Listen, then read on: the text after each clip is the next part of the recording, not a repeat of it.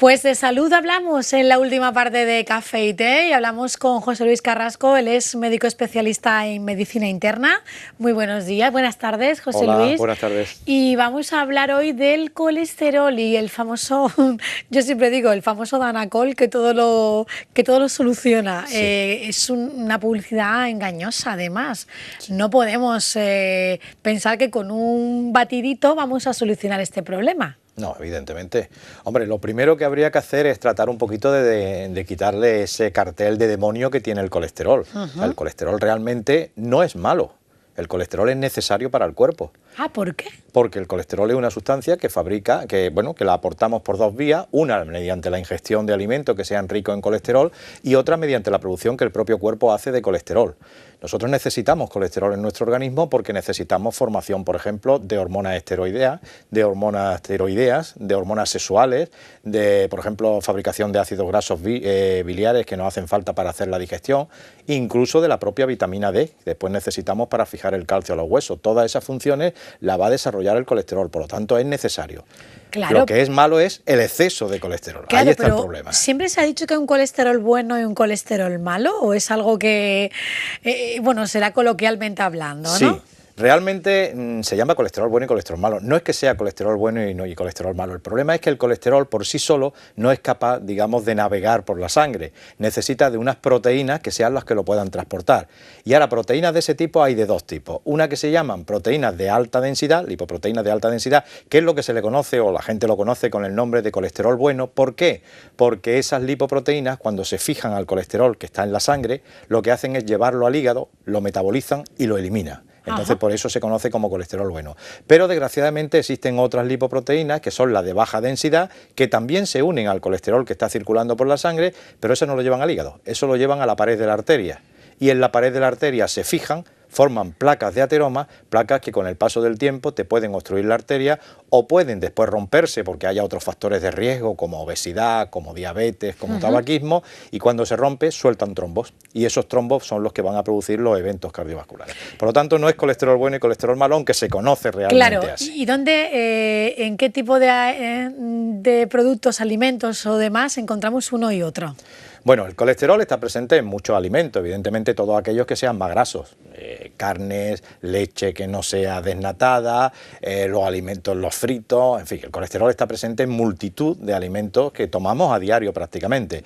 Las lipoproteínas no, esas son las que el cuerpo las tiene, esas no podemos decir que tomamos más, tomamos menos. Sí es verdad que hay ciertos productos, y ahí sí ya nos vamos hacia el tema del Danacol y todas esas cosas, que evidentemente llevan sustancias como por ejemplo fitoesteroles. Los fitoesteroles son sustancias que están presentes en los vegetales y que son muy necesarios porque van a ayudar a prevenir de la enfermedad cardiovascular. Claro, porque entonces, es un combinado entonces este batidito de vegetales. Claro, los lleva. Yo no voy a negar que lo lleve, evidentemente sí está presente. Lo que pasa es que es una verdad a media lo que dicen en la publicidad. Te dicen, rebaja el colesterol. Y yo te digo, sí, pero ¿en qué proporción? Lo máximo entre un 7 o un 10%. Y luego viene la segunda parte. Vamos a coger un botecito, ya hemos dicho Danacol o de cualquiera de los muchos productos que hay con esto. Sí, hemos dicho una marca porque es la más conocida. Pero... Y vamos a leer la letra pequeñita. Y la letra pequeñita te dice, indispensable la realización de una buena alimentación y de ejercicio físico. ¿Por qué? Pues mira, yo siempre pongo un ejemplo muy claro. Yo te puedo decir, vamos a ver, tengo una maravillosa preparación física porque me voy a correr todos los días 15 kilómetros y me pongo una gorra verde. La gorra verde me está dando una preparación física. No, mira, no. La gorra verde no te está dando la preparación. La preparación física te la estás dando el que estás corriendo 15 kilómetros diarios. Claro. ¿Que la gorra verde te puedes proteger del sol y hacerte correr mejor o lo que sea? Pues muy bien, pero no le digas a la gorra verde. En el caso de estos productos que anuncian a bombo y platillo, claro, de nada sirve que te lo tomes si sigues haciendo una vida sedentaria, si sigues con alimentos de frito, procesados, con harinas, con todo ese tipo de alimentos que lleva grasa. Exactamente. Y que nos va a perjudicar el colesterol. Y otro error es que hay gente que está muy delgada y pensamos que no puede estar padeciendo colesterol y la padece, ¿no? Evidentemente, el colesterol lo puedes tener. Hay también incluso un problema de colesterol que se llama hipercolesterolemia familiar, que lo tienen muchas familias, que es un problema gravísimo porque puede desencadenar infartos sin que tú te lo estés previniendo, y es debido a que prácticamente de nacimiento, de tipo hereditario, tiene ese problema. Por lo tanto, colesterol lo tienes que demostrar mediante un análisis de sangre. Y luego vuelvo a insistir en este tipo de productos. Ojo con la composición que llevan. Es verdad, llevan fitoesteroles, de acuerdo.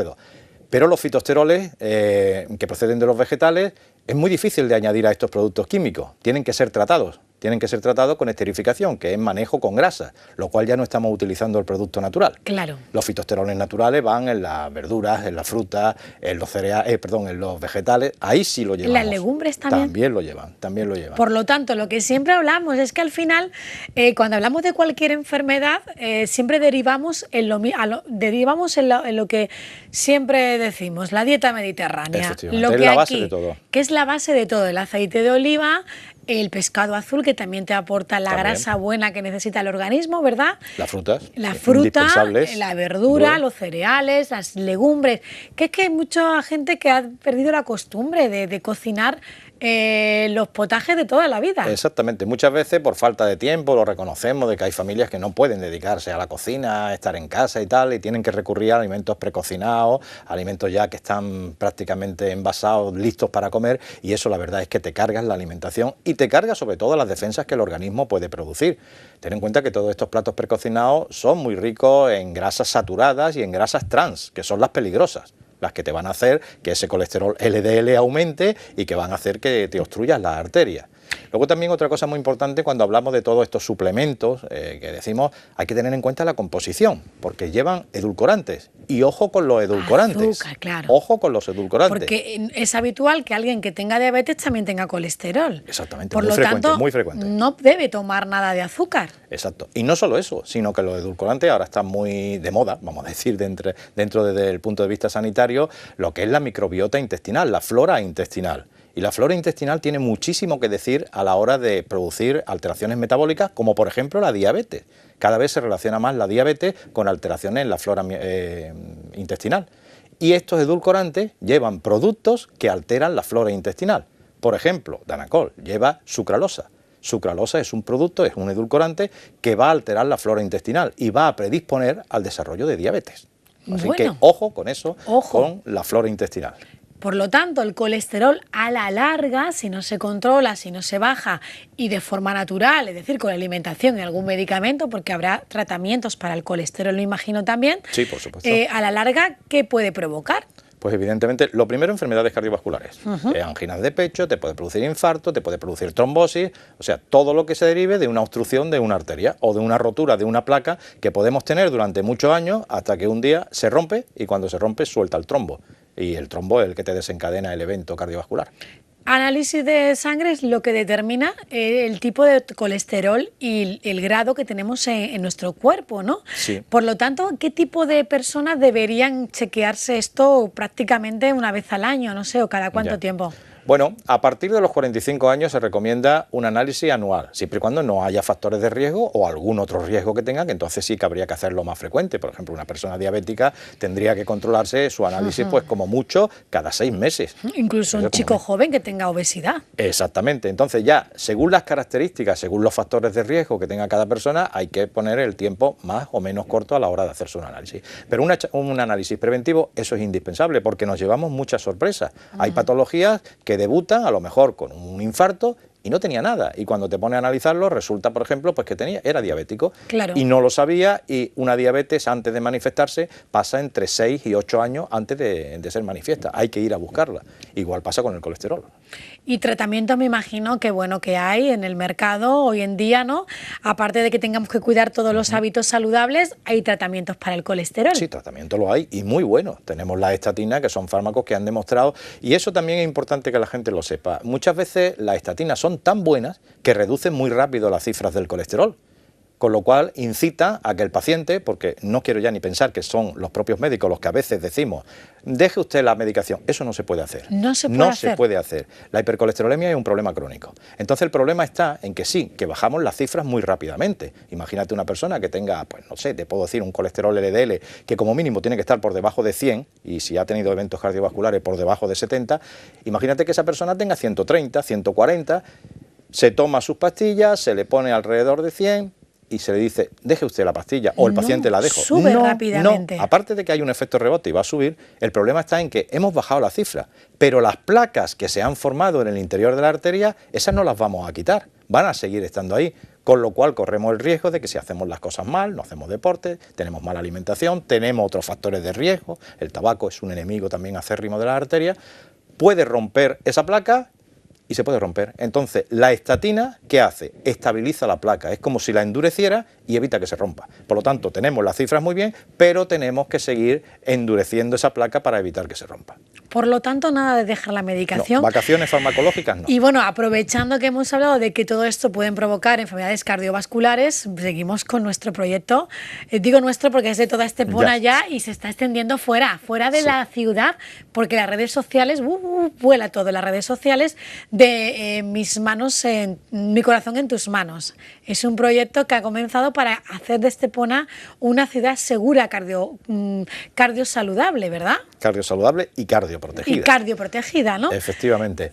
El proyecto está teniendo una aceptación tremenda en redes sociales, la población de Estepona se está implicando muchísimo. Ahora vamos a empezar ya con unas charlas, coloquios, donde se van a dar una serie de pautas para tratar de detectar estas enfermedades que normalmente no se conocen, porque el enfermo de muerte súbita cae bruscamente, un enfermo que aparentemente estaba sano y que de buena primera, pues hace una parada cardíaca y no tenemos más de 8 minutos para poder actuar, o sea, en los 3 primeros tenemos que empezar con masaje cardíaco y antes de 8 o 10 minutos, como cosa muy máxima, tendríamos ya que aplicarle el desfibrilador si fuera necesario.